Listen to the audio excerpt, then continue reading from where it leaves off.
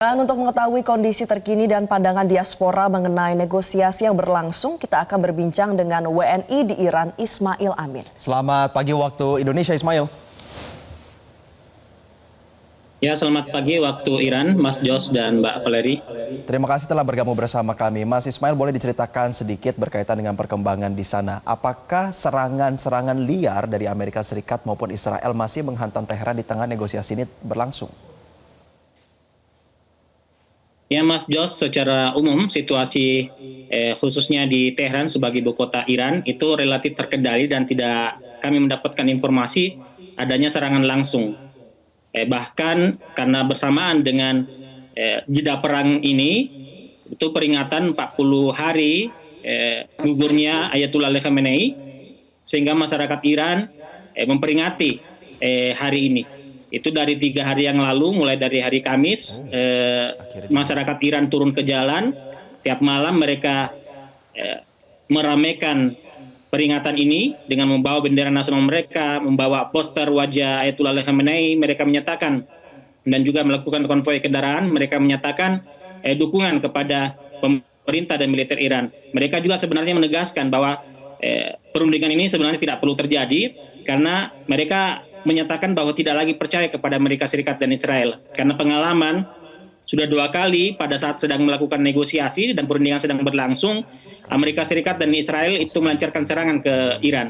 Sehingga secara langsung mereka tidak optimis dengan hasil yang akan didapat oleh negosiasi ini. Namun karena pemerintah dan juga Ayatollah Said Mujtaba Khamenei menyepakati adanya perundingan ini, mereka tetap memberikan dukungannya.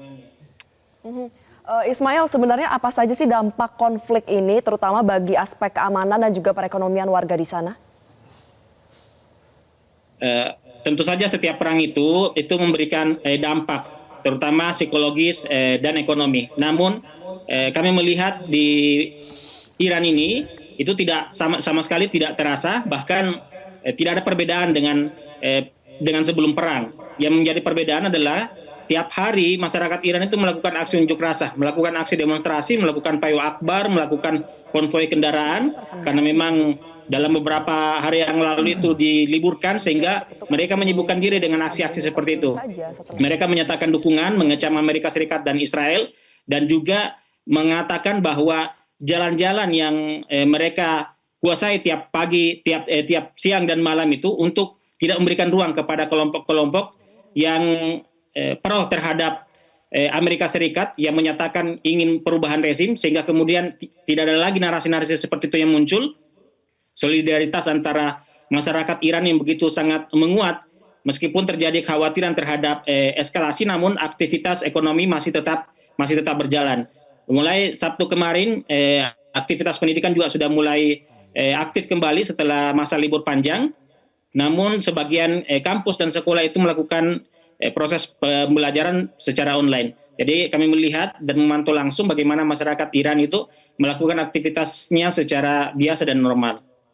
Oke, Ismail, lebih lanjut berkaitan dengan jalannya pemerintahan sebelum nanti kita bahas soal negosiasi ya. Bagaimana kondisi pemerintahan ini, mengingat sebelumnya sempat ada kabar begitu ya, bahwa Ayatollah Said Mujtaba Khamenei ini berada dalam kondisi kesehatan yang belum fit untuk menjadi pengambil keputusan. Perkembangannya seperti apa? Memang benar, karena dikabarkan memang sejak awal bahwa beliau ikut terluka oleh serangan Amerika Serikat dan Israel di awal perang. Namun kami melihat bahwa pemerintah ini tetap berjalan stabil dan fokus pada 2 hal, yaitu bagaimana menjaga keamanan dalam negeri, dan itu juga memang terbukti bagaimana masyarakat tetap menjalankan kehidupan mereka secara normal, harga tetap stabil, dan juga kami melihat tidak ada chaos, tidak ada hal-hal yang perlu dikhawatirkan terkait dengan keamanan dalam negeri. Kemudian yang kedua adalah fokus pada memperkuat posisi Iran dalam negosiasi. Dan kita lihat juga memang bagaimana Iran saat ini juga memiliki posisi bargaining politik yang kuat dalam negosiasi dengan Amerika Serikat. Ada upaya menjaga keseimbangan antara ketegasan di lapangan dan juga fleksibilitas di meja diplomasi. Dan kami melihat sampai sekarang semuanya masih dalam kondisi yang relatif stabil dan aman. Tadi Ismail juga sudah sempat menyebutkan kalau memang ini kan bukan perundingan yang kali pertama ya, sudah 2 kali sebelumnya. Lalu apa yang membuat Iran ini harus tetap optimis nih dengan negosiasi yang sedang berlangsung saat ini? Ya, sebagaimana sering ditegaskan oleh Iran, Mbak Valeri, bahwa Iran itu siap dalam segala bentuk skenario. Ketika diajak berunding, maka mereka akan siap berunding, dan ketika diserang, mereka akan melakukan serangan balasan. Karena memang Iran sejak awal mengatakan bahwa kami tidak mencari perang.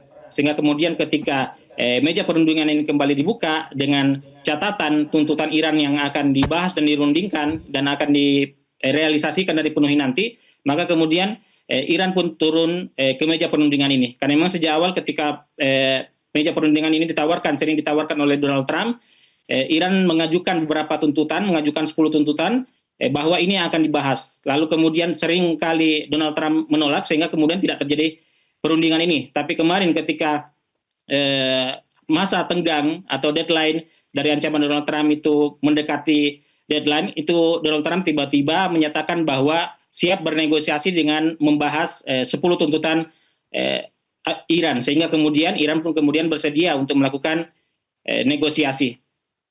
Ya, Ismail, berkaitan juga dengan siap dengan semua skenario ya, sebelumnya juga Donald Trump mengatakan ada ancaman penghancuran total nih kepada Iran.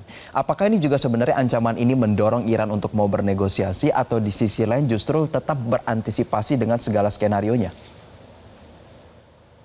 Iya, respon dari Iran itu sering dikatakan itu tegas dan terukur. Jadi Iran menunjukkan bahwa mereka siap menghadapi berbagai skenario namun tetap membuka ruang diplomasi. Jadi pesannya jelas, yaitu tidak mencari perang tapi juga tidak akan mundur dari kepentingan nasional.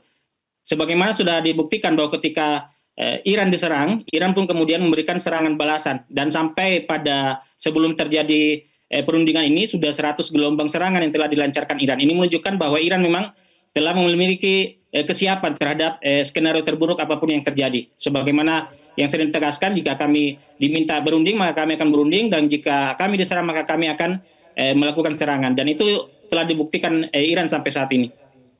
Oke, terakhir Ismail, apa yang menjadi harapan warga di sana terhadap negosiasi yang berlangsung hingga saat ini?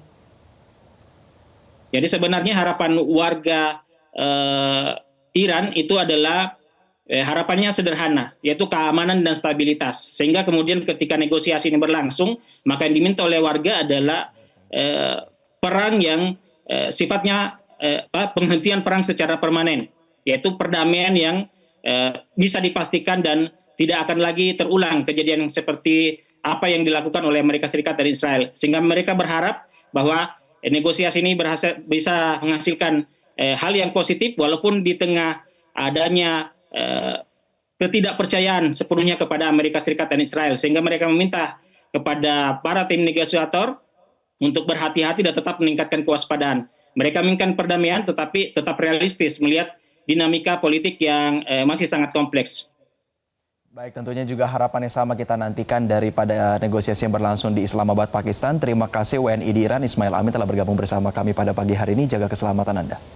Jelajahi cara baru mendapatkan informasi. Download Metro TV Extend sekarang.